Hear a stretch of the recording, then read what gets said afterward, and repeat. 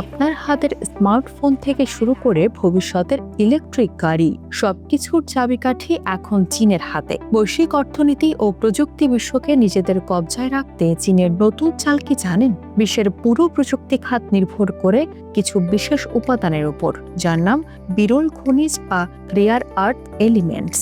আর এই বাজারকে কার্যত একচ্ছত্রভাবে নিয়ন্ত্রণ করে চীন। সম্প্রতি দেশটি তাদের এই ক্ষমতাকে আরো এক ধাপ এগিয়ে নেওয়ার পরিকল্পনা করেছে। চীন সিদ্ধান্ত নিয়েছে তারা নিজেদের বিরল খনিজের উৎপাদন বহুগুণ বাড়াবে। আর এই লক্ষ্য বাস্তবায়নে এক বিশাল মাস্টার প্ল্যান হাতে নিয়েছে বেইজিং। এই নতুন পরিকল্পনার অংশ হিসেবে চীন প্রায় $7.40 কোটি বিনিয়োগ করতে যাচ্ছে। এই বিপুল বিনিয়োগের ফলে খনিটির বার্ষিক উৎপাদন সক্ষমতা এক লাফে 50% পর্যন্ত বৃদ্ধি পাবে। বর্তমানে চীন বছরে প্রায় 1 কোটি টন বিরল খনিজ উৎপাদন করে, কিন্তু নতুন বিনিয়োগ বাস্তবায়িত হলে এই সংখ্যা গিয়ে দাঁড়াবে বছরে প্রায় 1,50,00,000 টনে।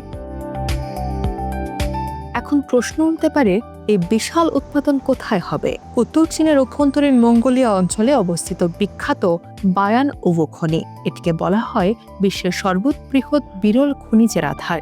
শুধু বিরল খনিজই নয়, এই একটি খনিতেই সঞ্চিত রয়েছে বিপুল পরিমাণ আকরিক লোহা, ফ্লোরাইড, নিউক্লিয়াম, স্ক্যান্ডিয়াম এবং থোরিয়াম।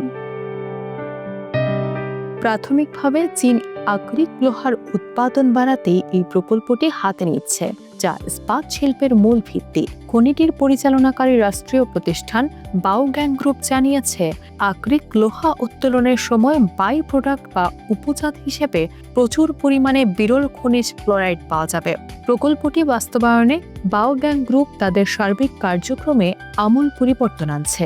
মাটি অপসারণ, আধুনিক খনন প্রক্রিয়া এবং উন্নত পরিবহন ব্যবস্থার উপর জোর দেওয়া হচ্ছে।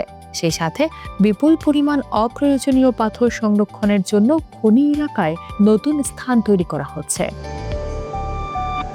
তবে চীন পরিষ্কার করে জানিয়েছে, এই নতুন উৎপাদন নীতি তাদের সামগ্রিক বিরল খনিজ নীতিতে বড় কোনো অস্থিরতা তৈরি করবে না।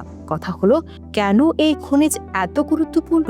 1990-এর দশক থেকে বিশ্ববাজারে বিরল খনিজ সরবরাহের সবচেয়ে বড় উৎস বায়ান ওভো। ইভি বা বৈদ্যুতিক গাড়ি, উইন্ড টারবাইন, আধুনিক ইলেকট্রনিক্স থেকে শুরু করে সামরিক প্রযুক্তির প্রায় সবকিছুতেই এটি অপরিহার্য। যেহেতু বিশ্বে বিরল খনিজের চাহিদা দিন দিন বাড়ছে, তাই যুক্তরাষ্ট্র, জাপান এবং ইউরোপীয় ইউনিয়ন চীনের উপর নির্ভরতা কমাতে বিকল্প উৎসের সন্ধান করছে। কিন্তু চাইলেই কি চীনের বিকল্প গড়ে তোলা সম্ভব? সম্প্রতি পেকিং বিশ্ববিদ্যালয়ের একদল ভূতত্ত্ববিদ জানিয়েছেন, বায়ান ওভো খনিতে 10 কোটি টনেরও বেশি বিরল খনিজ গচ্ছিত রয়েছে। তবে বিপুল মজুদ থাকলেও খনন খরচ, প্রযুক্তিগত জটিলতা এবং চীনের নিজস্ব কোটা ব্যবস্থার কারণে উৎপাদন এতদিন নিয়ন্ত্রিত রাখা হতো। এবার সেই লাগাম কিছুটা ঢিলে করে চীন নিজের আধিপত্য আরও শক্ত করছে। টেক ওয়ার্ল্ড বা আধুনিক প্রযুক্তি বিশ্বের নিয়ন্ত্রণ কার হাতে থাকবে? সেই লড়াইয়ে চীন যে বেশ কয়েক ধাপ এগিয়ে গেল, তা আর বলার অপেক্ষা রাখে না।